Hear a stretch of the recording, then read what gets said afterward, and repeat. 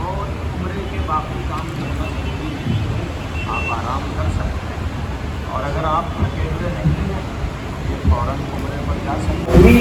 احرام میں جو لوگ ہیں ان کے لیے راستے الگ ہیں، اور جو کامن ڈریس سے ہیں ان کے لیے راستہ الگ ہے۔ آپ اس راستے سے جائیں گے جو احرام والوں کا ہے۔ جیسے ہی مسجد حرام کے اندر پہنچیں گے، ابھی آپ چل رہے ہوں گے کہ کعبۃ اللہ نظر آ جائے گا، اس لیے نیچے دیکھتے ہوئے چلیں۔ جیسے ہی اندر پہنچے آپ فرسٹ فلور پر رہیں گے، آپ کو سیلر کے لیول پر جانا ہے، سیڑھیاں اور ایسکیلیٹر ہوں گی، نیچے اتریے۔ جیسے ہی نیچے اترے تو پھر کعبۃ اللہ آپ کے سامنے ہے۔ جیسے ہی کعبے پر نظر پڑے 3 مرتبہ اللہ اکبر کہیں، اس کے بعد 3 مرتبہ لا الہ الا اللہ، اور پھر درود شریف پڑھیے۔ کعبۃ اللہ کو دیکھ کر پڑھنے کی دعا یاد ہو تو اسے پڑھ لیجیے، اور پھر اس کے بعد آپ ہاتھ اٹھا کر دعا کیجیے۔ اس وقت جو دعا کریں گے اللہ تعالیٰ اسے قبول فرماتے ہیں۔ اور ربنا آتنا فی الدنیا حسنہ وفی الآخرۃ حسنہ وقنا عذاب النار، انتہائی جامع دعا ہے، یاد آ جائے تو اسے کر لیجیے۔ دعا کے بیچ بیچ میں تلبیہ پڑھتے رہیں۔ جیسے ہی دعا سے فارغ ہو جائیں تو اس کے بعد اب مرد 3 کام کریں گے، عورتیں 2 کام کریں گی۔ آپ نے جو احرام کی چادر پہنی ہے اس کو سیدھے ہاتھ کے بغل کے نیچے سے نکال کر لیفٹ سائڈ کے کندھے پر ڈال دیجیے۔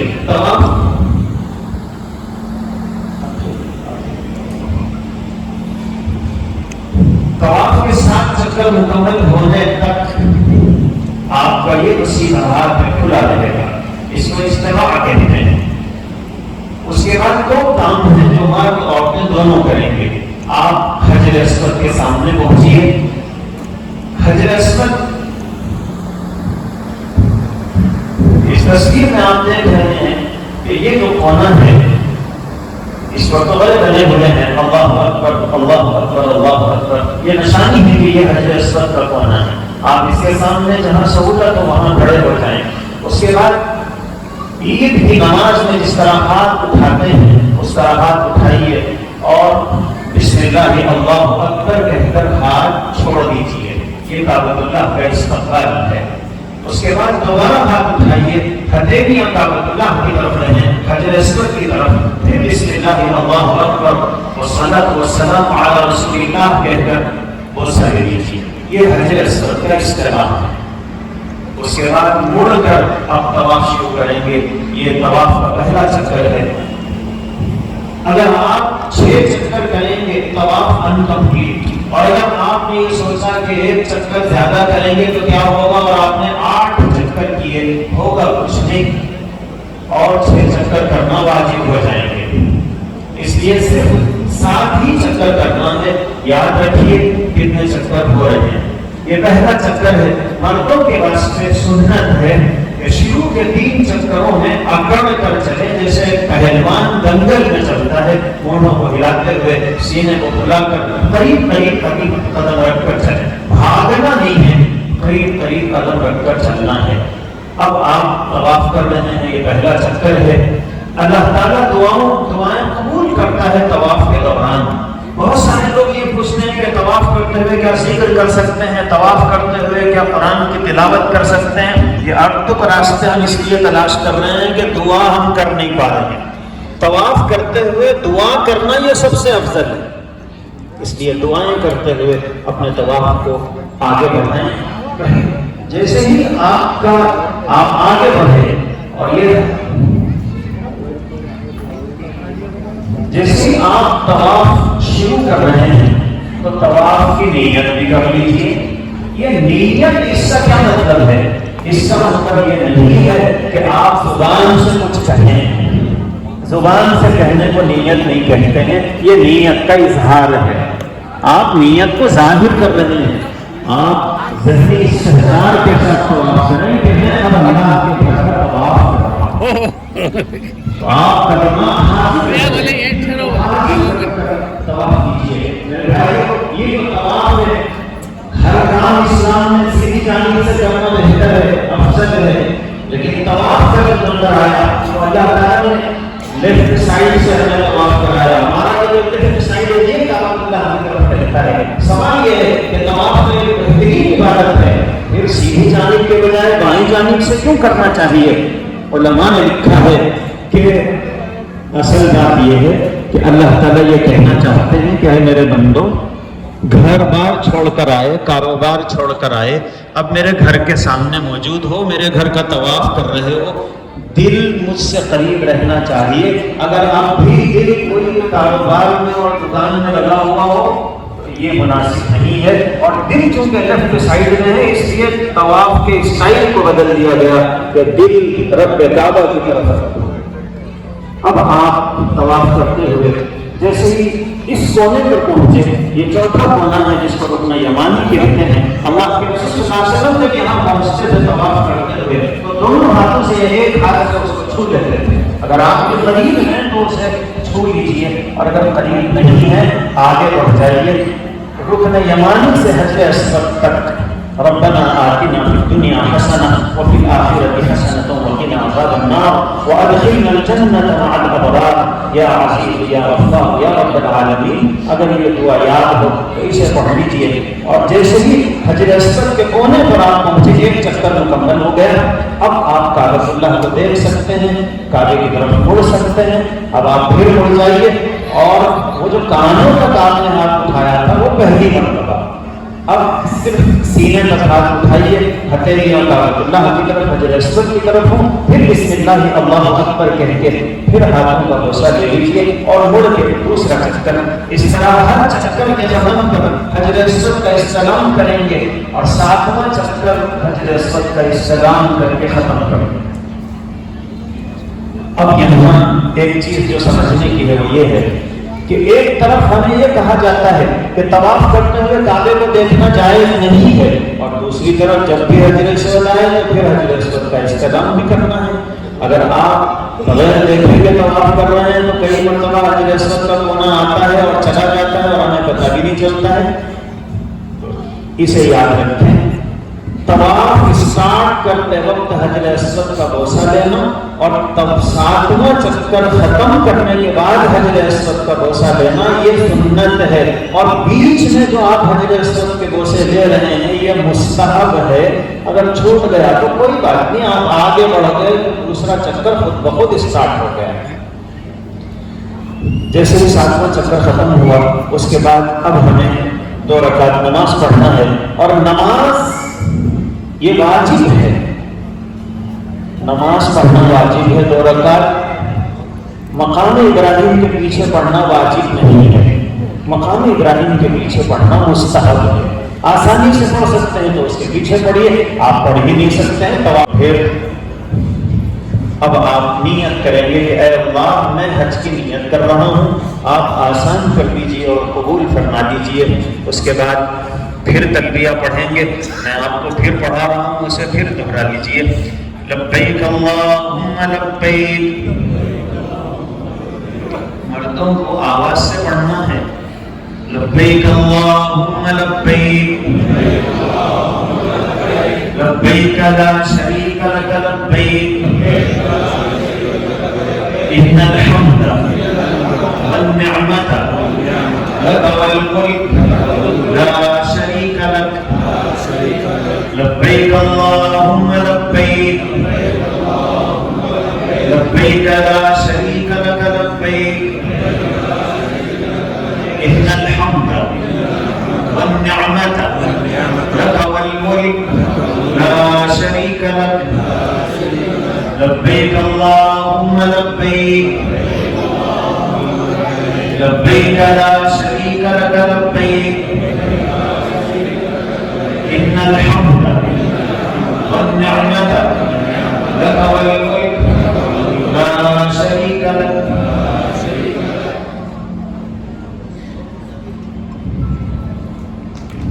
جیسے ہی آپ نے نیت کر کے تلبیہ پڑھ لی،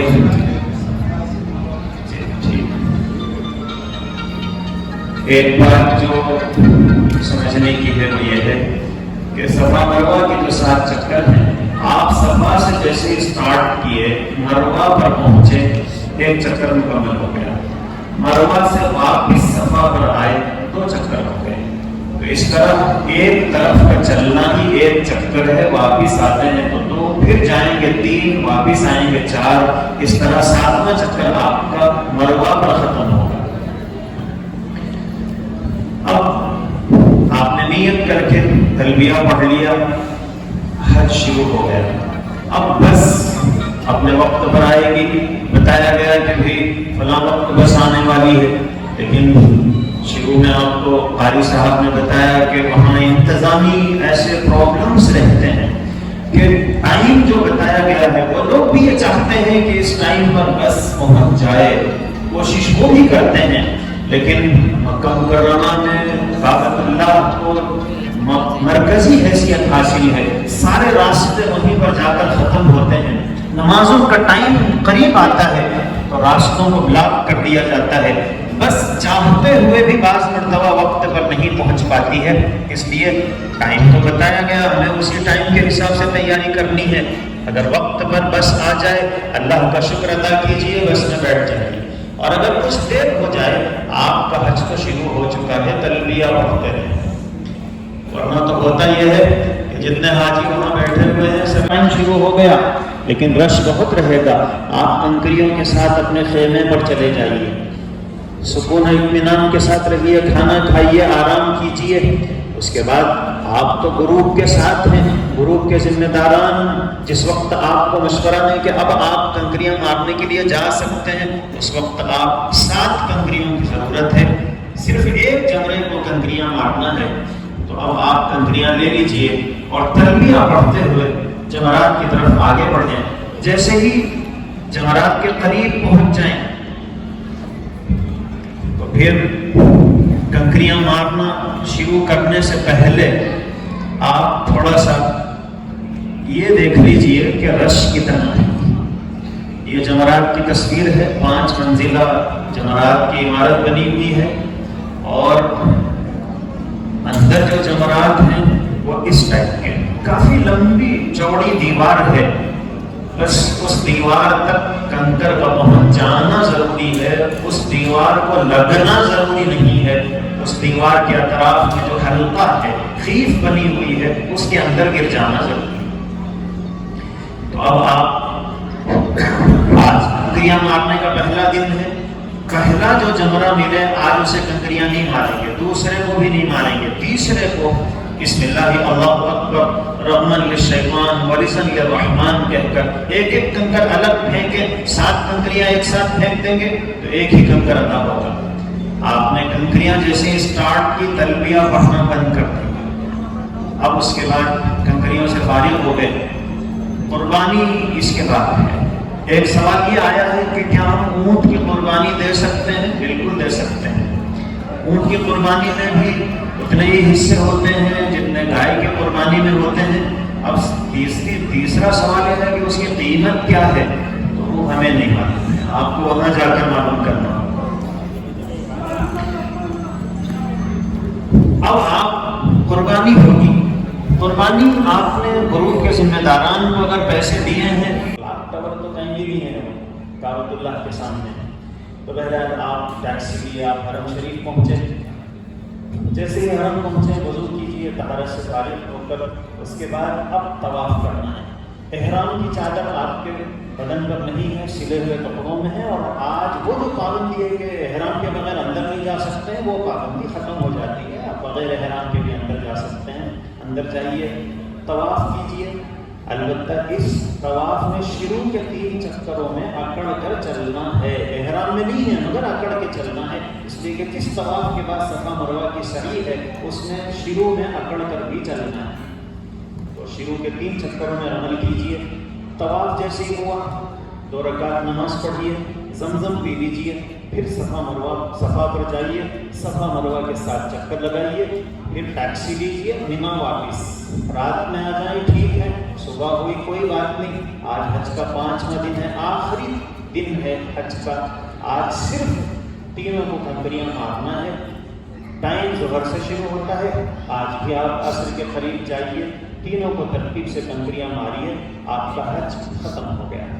تو چوتھے دن حقیقت میں 3 کام آپ نے کیے، تینوں کنکریاں مارے، طواف کیے، صفا مروہ کی سعی کیے. پورے حج میں صرف چوتھا دن ہے جس میں آپ 3 کام کرتے ہیں، ورنہ تو تیسرے دن بھی ہم 1 کام کیے، 2 کام دوسرے لوگ کر دیے.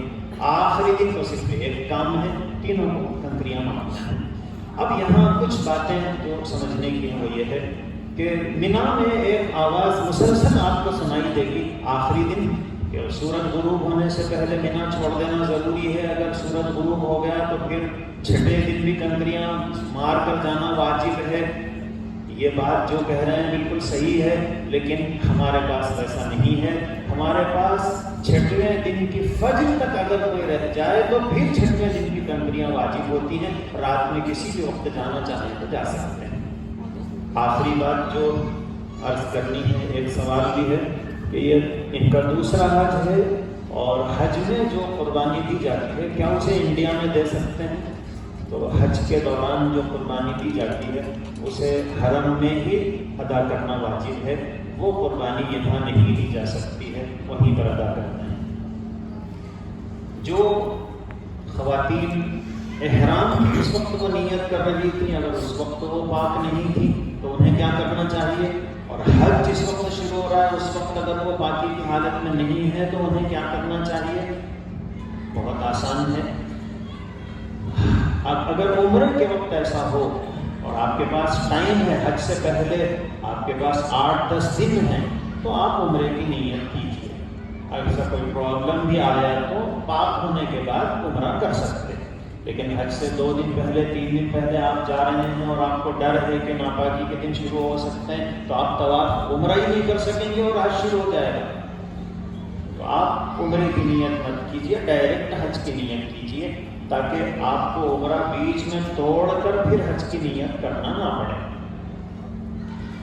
تو لیکن اگر کافی دن ہیں اور ناپاکی کے وقت شروع ہونے والا ہے تو آپ 4-5 دن جتنے بھی ناپاکی کے دن ہیں اس میں انتظار کر کے بعد میں عمرے کو ادا کر سکتے ہو. اس کا طریقہ یہ ہے کہ جس وقت آپ جا رہے ہیں اسی وقت سب کے ساتھ عمرے کی نیت کیجیے، حرم شریف پہنچیے، اپنے کمرے میں رہیے. آپ پابندی میں ہیں، احرام میں ہیں، طواف نہیں کر سکتے ہیں، پابندیوں میں رہیں. جیسے ہی 2-4 دن کے بعد پاک ہو گئے تو بغیر خوشبودار صابن کے نہائیے، کپڑے تبدیل کیجیے اور اب جا کے عمرے کے باقی اعمال ادا کیجیے. حج میں اگر ایسا ہو جائے پورا حج ناپاکی کی حالت میں کر سکتے ہیں. صرف ایک کام ہے طواف، اس کے لیے پاکی کی ضرورت ہے.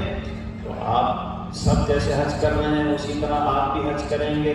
مینا جائیں گے، مزدلفہ عرفات مزدلفہ دعائیں کریں گے، تلبیہ پڑھیں گے، کنکریاں ماریں گے، قربانی ہوگی، بال کاٹ دیں گے. آپ بھی احرام کی 99% پابندیاں آپ پر سے بھی ختم ہو گئی. ایک پابندی ہے اور وہ طواف زیارت کرنے تک رہتی ہے، اور وہ ہے شوہر و بیوی ایک دوسرے کے لیے حلال نہیں ہوتے ہیں جب تک طواف نہ کریں. حج کا جو طواف ہے وہ فرض ہے. اس کے بعد پھر اب 10، 11، 12 یہ 3 دن طواف کرنے کے ہیں. اگر آپ ان 3 دنوں میں 10 تاریخ کو پاک ہو گئے تو نہا کر جا کے طواف کر لیجیے، صفا مروہ کی سعی کیجیے. 11 کو پاک ہو جائیں تو اس وقت نہا کر چلے جائیے. 12 کو پاک ہو جائیں تو جب نہا کر چلے جائیے. اور بعد آ کے غروب تک بھی پاک نہ ہو تو اللہ نے آپ کو سہولت دی ہے، سارے کام کر لیجیے، طواف سعی چھوڑ دیجیے. حج کے بعد جب بھی پاک ہو گئے نہا کر اب جا کے طواف سعی کیجیے. یہ جو آپ نے لیٹ کیا ہے یہ اللہ کی طرف سے ہے، آپ کے اوپر کوئی سزا نہیں، کوئی جرمانہ نہیں. اللہ نے سہولت دی ہے، اس سہولت سے فائدہ اٹھائیے. اللہ تعالیٰ مجھے آپ کو حج مقبول و مبرور نصیب فرمائے. اور آخری چیز، حج کے بعد ہندوستان واپس ہونے سے پہلے، بلکہ آپ مدینہ جائیں گے کیونکہ آخر میں مدینہ جائیں گے، تو مدینہ جانے سے پہلے اور حج کے بعد ایک اور طواف کرنا واجب ہے جس کو طواف وداع کہتے ہیں. اور یہ آخری دن کرنا واجب نہیں ہے. طواف زیارت کے بعد آپ کبھی بھی کر سکتے ہیں، جب آپ کو ٹائم ملا طواف وداع کیجیے. یہ طواف وداع میں نہ احرام کی پابندی ہے نہ کوئی اور، صرف وضو، 7 چکر، 2 رکعت نماز. اچھا، آخری دن اگر عورت جب مدینہ جا رہی ہے تو وہ اس وقت پاک نہیں ہے اور اس نے طواف ودا نہیں کیا ہے، معاف ہے اس کے اوپر سے طواف ودا۔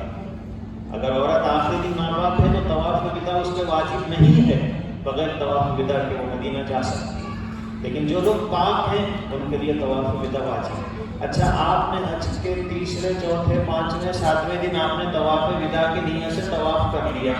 اب لوگ بولتے ہیں آپ نے طواف ودا کر لیا، ہمیں نے کر لیا، اب حرم شریف نہیں جا سکتے۔ کیوں؟ آپ طواف ودا کر چکے ہیں۔ طواف ودا کیے، زندگی کا آخری طواف تھوڑی کیے، یا اب حرم شریف نہیں جا سکتے ہیں؟ اس واسطے یہ سمجھنا کہ طواف ودا کے بعد حرم نہیں جا سکتے ہیں بالکل غلط ہے۔ آپ نے طواف ودا کر لیا، موقع ملے پھر حرم جائیے، طواف کرنے کا موقع ملا طواف کیجیے، نماز پڑھنے کا موقع ملا نماز کیجیے، نماز پڑھیے۔ اللہ تعالیٰ ہم سب کو حج مقبول و مقبول نصیب فرمائے۔ وآخر دعوانا ان الحمدللہ رب العالمین۔ الحمدللہ، ابھی آپ جو ہے بڑی تفصیل کے ساتھ جو ہے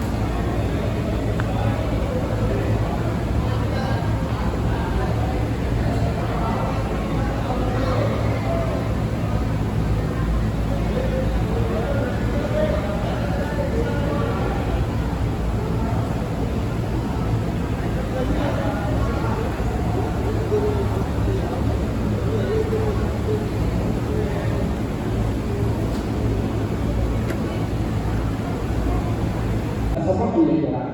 آپ نے اپنی زندگی میں عمل کو اتنا پیغام دیا ہے، آپ نے دین کی محنت کی ہے، امت کے ہر فرد تک دین کو پہنچانے کے لیے انتظام کے ساتھ